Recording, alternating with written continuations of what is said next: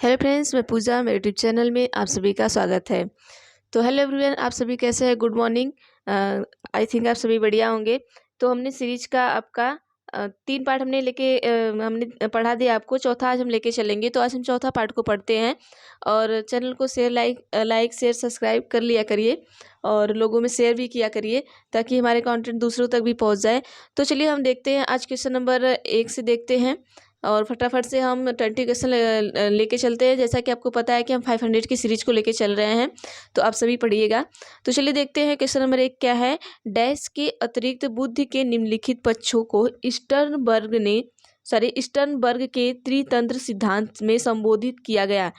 Option number 1 है अवयवभूत, 2 है सामाजिक, 3 है अनुभविक, 4 है संदर्भगत।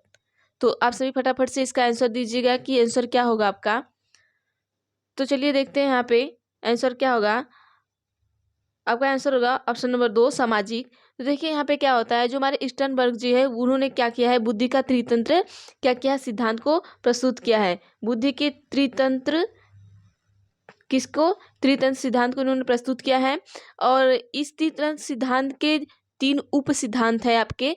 पहला है संदर्भात्मक, और दूसरा है अनुभवजन्य, तीसरा है घटक।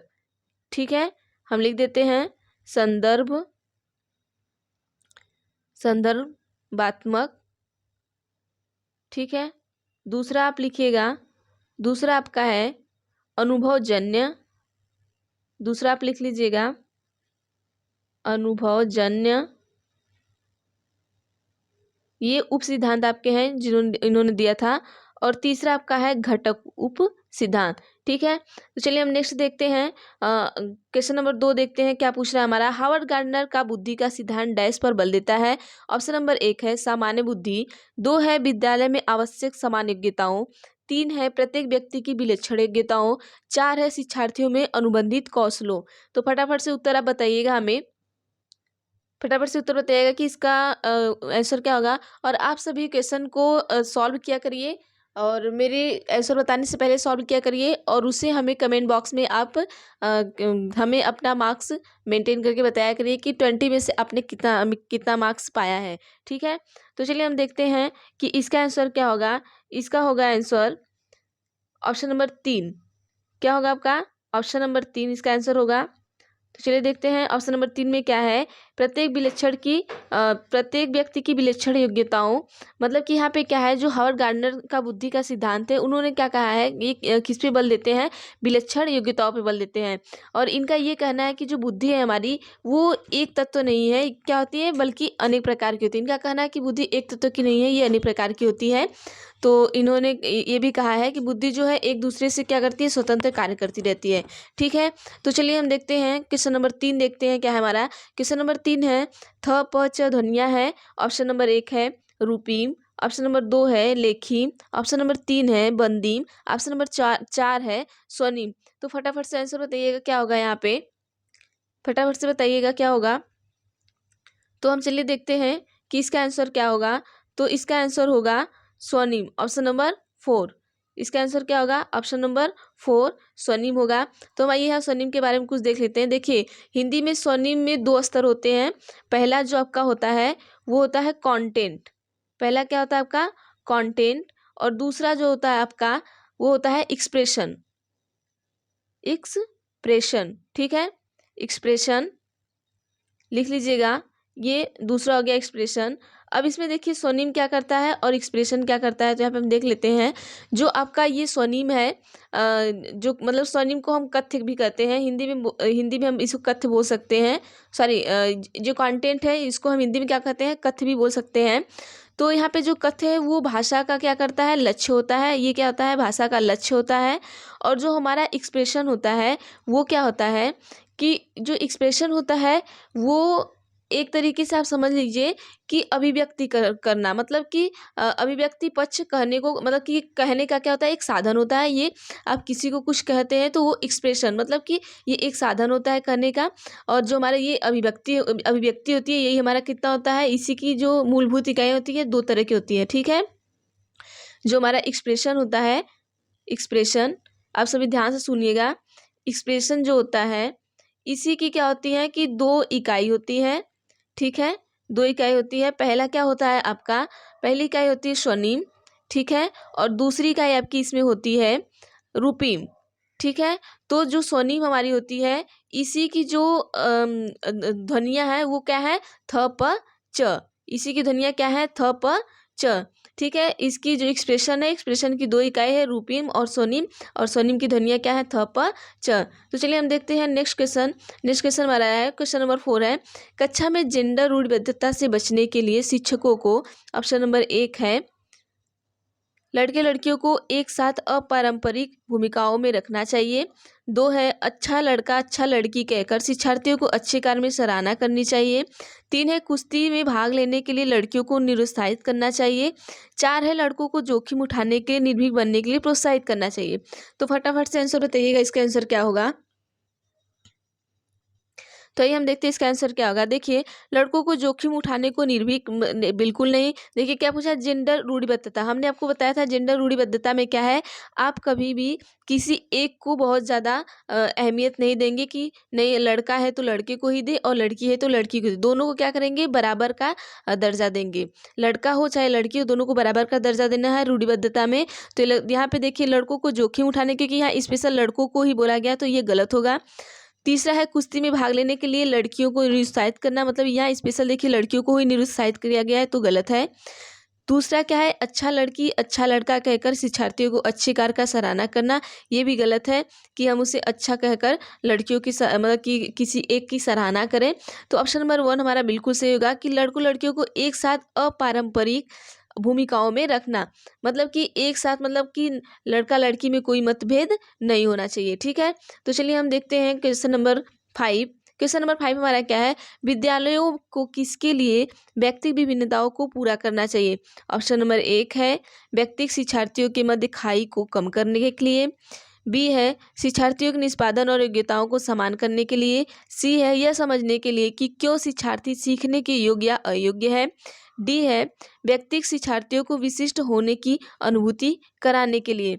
तो आप फटाफट से आंसर दीजिएगा कि इसका आंसर क्या होगा।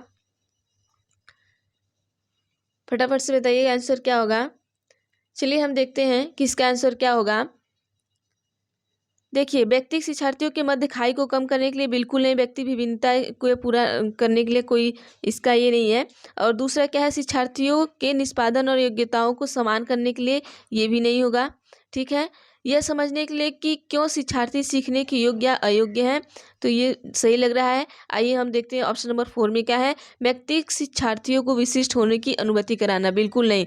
तो हमारा ऑप्शन नंबर 3 क्या होगा, बिल्कुल सही होगा यहाँ पे। चलिए हम देखते हैं क्वेश्चन नंबर 6 को देखते हैं। क्वेश्चन नंबर 6 में क्या पूछा है, क्वेश्चन नंबर 6 में पूछा है कि शिक्षार्थियों में व्यक्ति विभिन्नताओं को संबोधित करने के लिए एक विद्यालय किस प्रकार सहयोग उपलब्ध कराता है, मतलब करवाता है।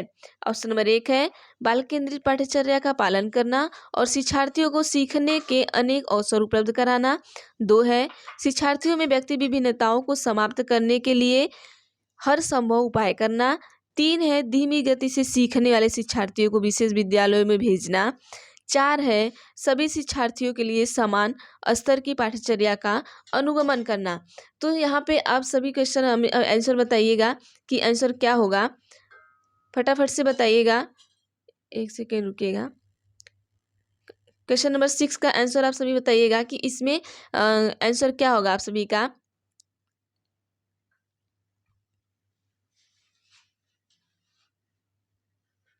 तो चलिए यहाँ पे देखते हैं, बाल केंद्रित पाठचर्या का पालन करना और शिक्षार्थियों को सीखने के अनेक अवसर उपलब्ध कराना। देखिए यहाँ पे ये सही लग रहा है, लेकिन हम और भी ऑप्शन देख लेते हैं। क्या है, शिक्षार्थियों में व्यक्ति विभिन्नताओं को समाप्त करने के लिए हर संभव उपाय करना, ये बिल्कुल भी नहीं है कि अब शिक्षार्थी के विभिन्नताओं को आप क्या करेंगे कि उसे समाप्त करेंगे, क्योंकि विभिन्नता से ही क्योंकि हर बच्चे में विभिन्नता पाई जाती है और वो अलग अलग तरीके से सीखता है।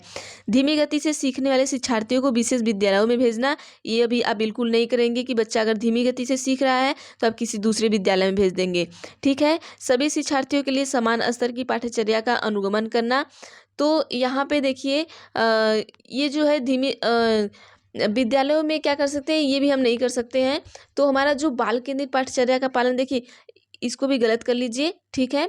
तो यहाँ पे हम देखते हैं कि शिक्षार्थियों में व्यक्ति भिन्नताओं को संबोधित करने के लिए विद्यालय बाल केंद्रित पाठ्यचर्या का पालन और शिक्षार्थी को सीखने के अनेक अवसर व सहयोग उपलब्ध करा सकता है। देखिए, जहाँ आपका अवसर आ जाए तो समझ लीजिएगा ये पॉजिटिव वर्ड है और ये ऑप्शन आपका सही होगा।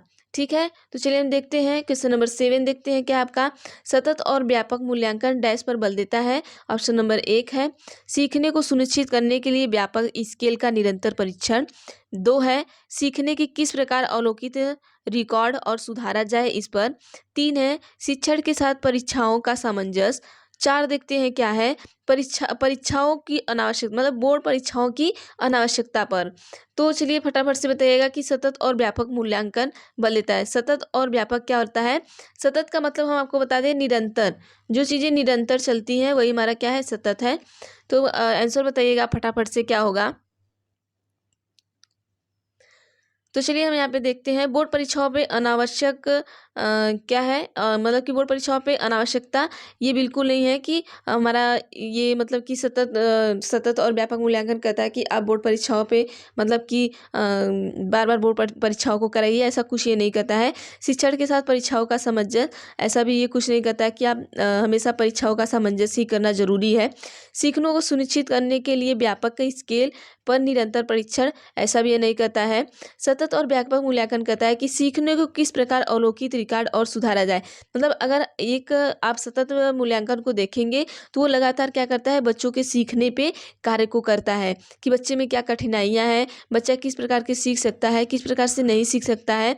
तो उन चीज़ों को क्या करता है वो सुधारने के लिए ये व्यापक मूल्यांकन हमारा कार्य में आता है या सतत और व्यापक मूल्यांकन दोनों कार्य में आता है। तो चलिए हम देखते हैं क्वेश्चन नंबर नेक्स्ट देखते हैं कि क्वेश्चन नंबर 8 क्या है। क्वेश्चन नंबर 8 पूछा है कि विद्यालय आधारित आकलन। ऑप्शन नंबर 1 है शिक्षा बोर्ड की जवाबदेही कम कर देता है। 2 है सार्वभौमिक राष्ट्रीय मानकों के प्रति में बाधा उत्पन्न करता है। 3 है परिचित वातावरण में अधिक सीखने में सभी शिक्षार्थियों की मदद करता है। 4 है शिक्षार्थियों और शिक्षकों को अगंभीर और लापरवाह बनाता है।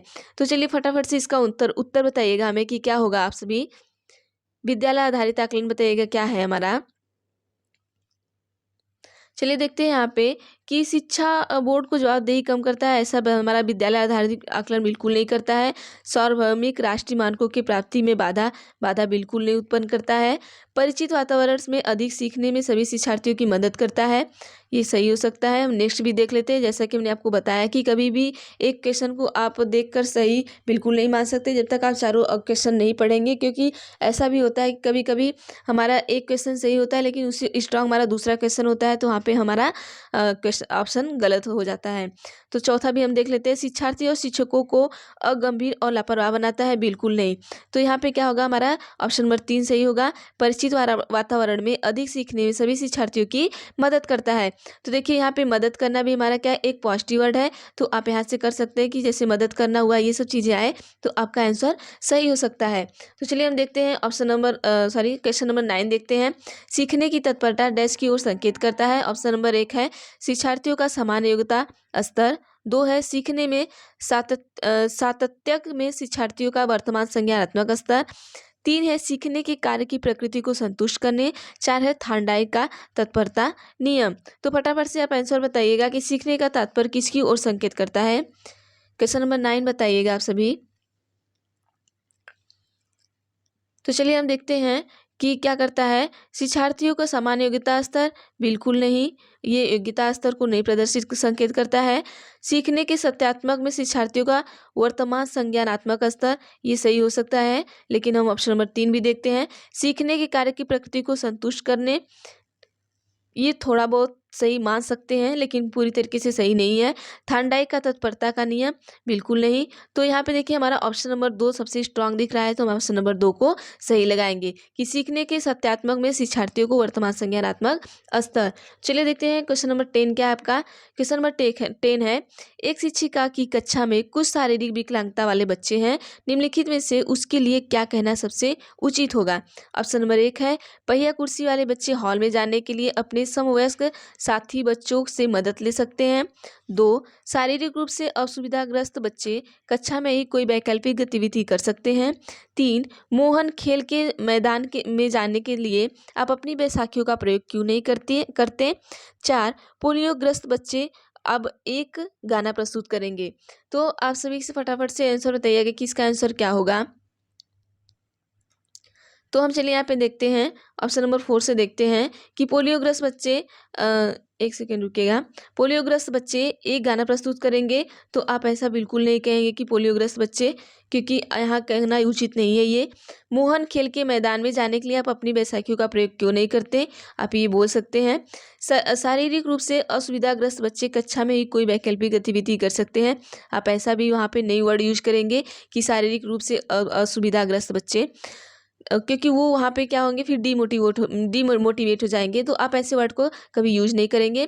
पहिया कुर्सी वाले बच्चे हॉल में जाने के लिए, तो आप ऐसा भी यूज नहीं करेंगे कि पहिया कुर्सी।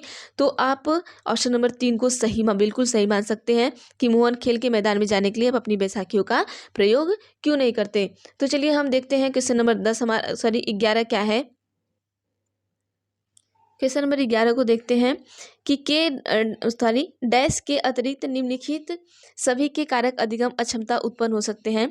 ऑप्शन नंबर 1 है सेरेब्रल डिस्फंक्शन, 2 है संवेगात्मक विघ्न, 3 है व्यवहारगत विघ्न, 4 है सांस्कृतिक कारक। तो फटाफट से उत्तर बताइएगा कि किसके अतिरिक्त अधिगम अक्षमता उत्पन्न हो सकता है, बताइएगा आप सभी। तो चलिए यहाँ पे हम देखते हैं ऑप्शन नंबर यहाँ पे कौन सा सही होगा आपका। ऑप्शन नंबर 4 सही होगा कि जो अधिगम अक्षमता का अर्थ है, मतलब कि इसका अर्थ क्या होता है कि ऐसे बालकों से है जैसे कि जो प्रायः क्या होते हैं, चिंतित होते हैं, मूडी स्वभाव के होते हैं, और ये मतलब कि सांस्कृतिक कारक के अतिरिक्त उपयुक्त सभी कारक से अक्षमता उत्पन्न हो सकती है इसमें। जैसे कि सांस्कृतिक कारक यहाँ पे अक्षमता उत्पन्न नहीं कर सकता है, ठीक है। जैसे हो सकता है कि इनमें सेरेब्रल डिस्फंक्शन हो, संवेगात्मक विघ्न हो और व्यवहारगत विघ्न हो, ठीक है। तो ये तीनों चीज़ें इनमें हो सकती हैं। तो चलिए हम देखते हैं क्वेश्चन नंबर 12 हमारा क्या है। आप सभी क्वेश्चन को किया करिए डेली डेली आप कम से कम एक रूटीन बना लीजिए कि आप डेली एक पेपर हल करेंगे, तो आपकी रूटीन बनी रहेगी, ठीक है। तो चलिए हम देखते हैं क्वेश्चन नंबर 12 क्या है। एक समावेशी विद्यालय, ऑप्शन नंबर 1 है शिक्षार्थियों की क्षमताओं की परवाह किए बिना सभी के अधिगम परिणामों को सुधारने के लिए प्रतिबद्ध होता है। 2 है शिक्षार्थियों के मध्य अंतर करता है और विशेष रूप से सक्षम बच्चों के लिए कम चुनौतीपूर्ण उपलब्धि लक्ष्य निर्धारित करता है। 3 है विशेष रूप से योग्य शिक्षार्थियों के अधिगम परिणामों को सुधारने के लिए विशेष रूप से प्रतिबद्ध होता है। 4 है शिक्षार्थियों की नियोग्यता के अनुसार उनकी सीखने की आवश्यकताओं को निर्धारित करता है। तो फटाफट से आप सभी आंसर बताइएगा कि क्वेश्चन नंबर 12 का ऑप्शन क्या सही होगा। एक समावेशी विद्यालय पूछा है, समावेशी विद्यालय के बारे में पूछा है। तो चलिए हम देखते हैं यहाँ पे समावेशी का मतलब क्या होता है। कि समावेशी, देखिए सबसे पहले हम देख लेते हैं कि समावेशी क्या होता है। कि एक ही छत के नीचे अनेक तरह के बालकों को शिक्षा ग्रहण कराना, मतलब वो किसी भी तरह का बच्चा हो उसे हम एक मतलब छत के नीचे शिक्षा को ग्रहण कराएंगे। तो चलिए हम देखते हैं कि ऑप्शन नंबर 1 क्या है। ऑप्शन नंबर 1 है कि शिक्षार्थियों की क्षमताओं की परवाह किए बिना सभी अधिगम परिणामों को सुधारने के लिए प्रतिबद्ध होता है। तो यहाँ पे हमें ये कुछ सही लग रहा है। तो हम देखते हैं कि ऑप्शन नंबर और देखते हैं क्या सही होगा।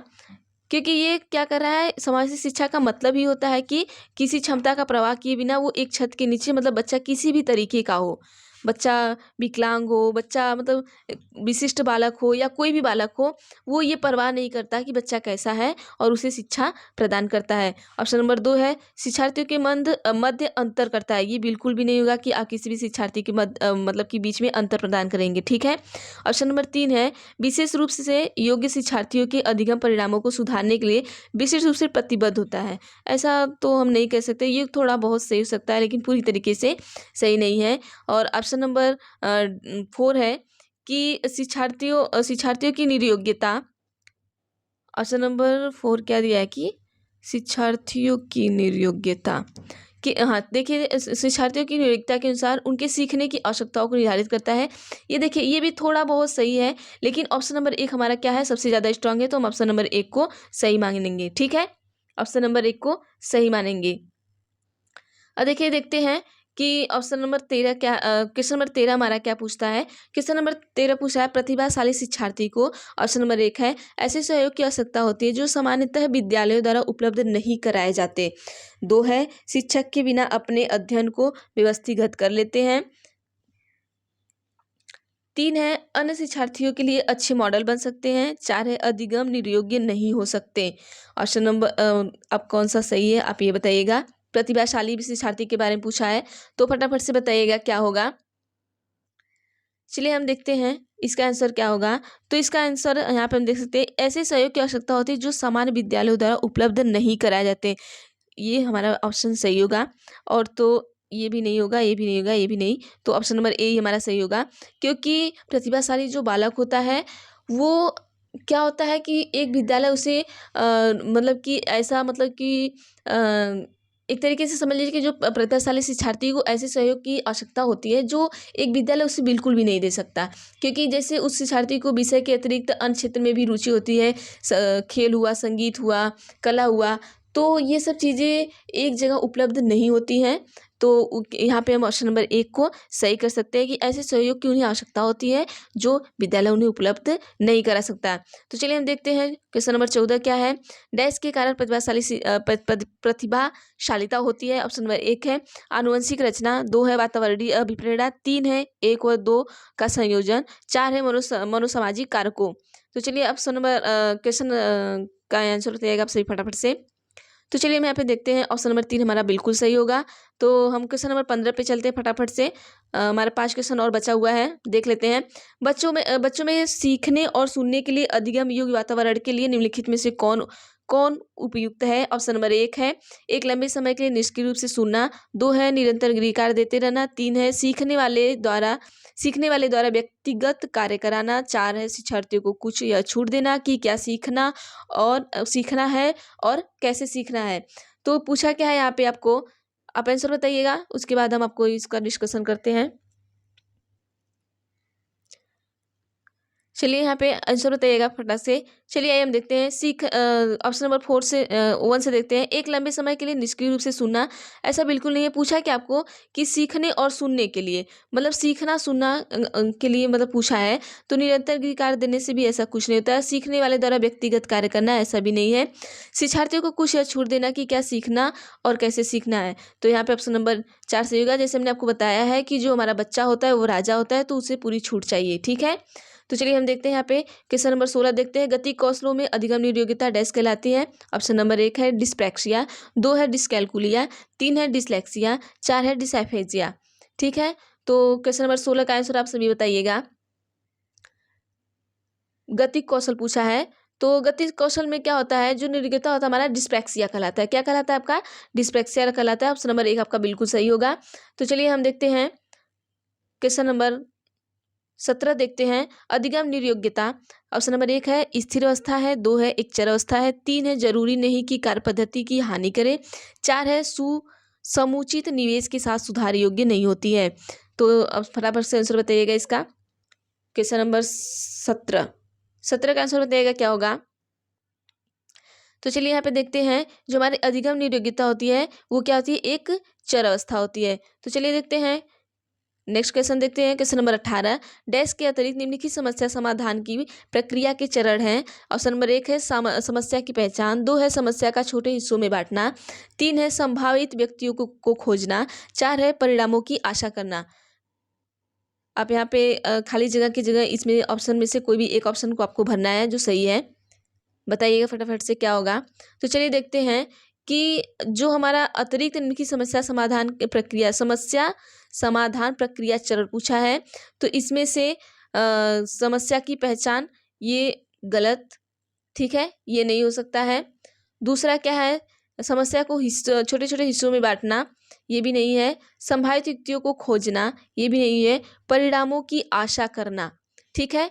तो यहाँ पे देखिए के अतिरिक्त पूछा है, तो यहाँ पे हम देख सकते हैं कि हमारा ये जो तीनों ऑप्शन है, समस्या की पहचान करना, समस्या को छोटे-छोटे हिस्सों में बाँटना और संभावित युक्तियों को खोजना, ये क्या है हमारे लिए समस्या समाधान के चरण है ये तीनों, ठीक है? और बचा परिणामों की आशा करना, तो ये समस्या समाधान का हमारा चरण नहीं है, ये क्या है नेगेटिव वर्ड है। परिणामों की आप बच्चे को सिखाएँगे लेकिन परिणाम की आशा आप नहीं कर सकते वहाँ पे। तो चलिए देखते हैं क्वेश्चन नंबर 19 का क्या है। एक शिक्षक को ऑप्शन नंबर 1 है, शिक्षार्थियों द्वारा की गई त्रुटियों को एक भयंकर भूल के रूप में लेना चाहिए और प्रत्येक त्रुटि के लिए गंभीर टिप्पणी देना चाहिए। 2 है, शिक्षार्थी कितनी बार गलती करने से बचता है, इसे सफलता के माप के रूप में लेना चाहिए। 3 है, जब शिक्षार्थी विचारों को संप्रेषित करने की कोशिश कर रहे हो तो उन्हें ठीक नहीं करना चाहिए। 4 है, व्याख्यान पर अधिक ध्यान देना और ज्ञान के लिए आधार उपलब्ध कराना चाहिए। तो चलिए आप फटाफट से इसका हमें आंसर बताइएगा। Question number 19। चलिए देखते हैं यहाँ पे कि यहाँ पे क्या कहा है कि त्रुटियों को भयंकर भूल के रूप में लेना चाहिए। ऐसा आप नहीं करेंगे कि भयंकर भूल के रूप में लेंगे। शिक्षार्थी कितनी बार गलती करने से बचता है, तो इसका माप के रूप में लेना चाहिए। आप ये भी नहीं करेंगे कि अब विद्यार्थी कितनी बार गलती करा तो उसको मापते जाएँ, ठीक है? और हम देखते हैं यहाँ पे क्वेश्चन नंबर 3 क्या है कि जब शिक्षार्थी विचारों को संप्रेषित करने की कोशिश कर रहे हो तो उन्हें ठीक नहीं करना चाहिए। तो आप ऐसा नहीं करेंगे कि मतलब कि यदि यदि कोई शिक्षार्थी है तो वो 1 सेकंड।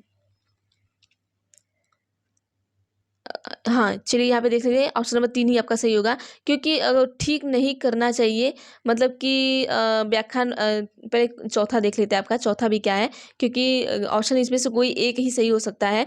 तो व्याख्यान पर अधिक ध्यान देना चाहिए और उन्हें ज्ञान के लिए आधार उपलब्ध कराना चाहिए। तो आप व्याख्यान पर ज्ञान नहीं देंगे क्योंकि आप क्या है एक शिक्षक हैं, तो यदि कोई शिक्षार्थी अपने विचार को संप्रेषित करने अर्थात उसे व्यक्त करने की कोशिश कर रहा है तो उस विद्यार्थी को आप क्या करेंगे, उसके विचार को क्या करेंगे, व्यक्त करते समय संशोधन के लिए टोकेंगे नहीं आप उसे, ठीक है?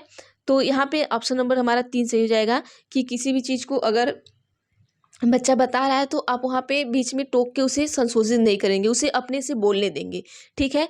तो चलिए देखते हैं क्वेश्चन नंबर 20 क्या है हमारा। क्वेश्चन नंबर 20 पूछा है कि सीमा परीक्षा में A+ ग्रेड प्राप्त करने के लिए अति इच्छुक है। जब वह परीक्षा भवन में दाखिल होती है तथा परीक्षा प्रारंभ होती है, वह अत्यधिक नर्वस हो जाती है, उसके पाँव ठंडे पड़ जाते हैं, उसके हृदय की धड़कन बहुत तेज हो जाती है और वह उचित तरीके से उत्तर नहीं दे पाती। इसका मुख्य कारण हो सकता है, मतलब आप ऑप्शन नंबर 1 देखिए क्या है, शायद वो अपनी तैयारी के बारे में बहुत आत्मविश्वासी नहीं है। 2 है, शायद वह इस परीक्षा के परिणाम के बारे में बहुत अधिक सोचती है।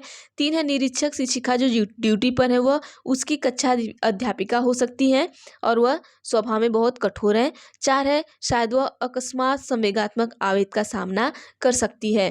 तो आप बताइएगा यहाँ पे क्वेश्चन आंसर बताइएगा फटाफट से। चलिए हम बताते हैं आंसर क्या होगा इसका। देखिए, वह तैयारी के बारे में आत्मविश्वासी नहीं, ऐसा बिल्कुल भी नहीं है कि अगर हम तैयारी नहीं किए हैं तो हमको यहाँ पे ऐसा कुछ इश्यू होगा कि अगर हो सकता है आप तैयारी किए हैं तो भी आपको ऐसी चीज़ें हो सकती हैं विद्यालय में, मतलब कि एग्ज़ाम देते टाइम कि आपको विश्वास ना हो। तो यहाँ पे ये चीज़ें गलत हो जाएँगी। शायद वो परीक्षा के परिणामों के बारे में अधिक सोचती है, ऐसा नहीं है कि पेपर देने से पहले हम इतना सोचते रहें परीक्षा के परिणाम के बारे में तो हमें डर लगने लगे, ऐसा नहीं है। निरीक्षक शिक्षिका ड्यूटी पर है, वो आपकी अध्यापिका हैं, तो ऐसा नहीं है कि आपको डर लगेगा वहाँ पे। तो ऑप्शन नंबर 4 हमारे यहाँ पे बिल्कुल सही होगा कि उसमें क्या हो सकता है कि अकस्मात संवेग उसमें आ सकता है और वो उसका सामना नहीं कर पा रही है, ठीक है? तो चलिए आज के लिए बस इतना ही और आप सभी हमें कमेंट करिएगा कि आपको क्लास कैसी लगी है, लाइक शेयर सब्सक्राइब कर लिया करिए क्योंकि और आप डेली एक रूटीन बना के और डेली आप 20 क्वेश्चन करेंगे तो भी आपके एग्ज़ाम तक आपको ये पूरी तरीके से आपको तैयार हो जाएगा। तो चलिए थैंक यू। इसके पहले हमने जो क्लास ली है मैं आपको दिखा देती हूँ कि हमने जो क्लास लिया है वो हमने 1 सेकंड रुकिएगा। देखिए हमने जो क्लास लिया है, क्लास आपको आप जाके यहाँ पे यूट्यूब पर देख सकते हैं। यहाँ से आप सर्च करिएगा टेक सीटेड पूजा यादव, टेक सीटेड पूजा यादव, तो ये मेरा चैनल आ जाएगा। आप ओपन करिएगा, फिर यहाँ से ये मेरे चैनल का लोगो आएगा, येलो कलर का लोगो है। तो आप यहाँ से आप सब्सक्राइब कर लीजिएगा, चैनल को सब्सक्राइब कर लीजिएगा। और उसके बाद आप यहाँ से चैनल ओपन करिएगा। ओपन करने के बाद आप जाएंगे, ये मेरा चैनल आ जाएगा। तो आप मेरी सारी वीडियो जो रिकॉर्डेड है आप वीडियो में देख सकते हैं। नहीं तो जो वीडियो आपको प्लेलिस्ट में देखनी है, तो हमने अलग अलग सब्जेक्ट की यहाँ पे प्लेलिस्ट की वीडियो बना दी है। तो देखिए हमने यहाँ पे ये सारी वीडियो बना के रखी है, तो आप यहाँ से वीडियो को वॉच कर सकते हैं। तो चैनल को लाइक शेयर सब्सक्राइब भी कर लिया करिए। तो चलिए, थैंक यू, आज के लिए बस इतना ही।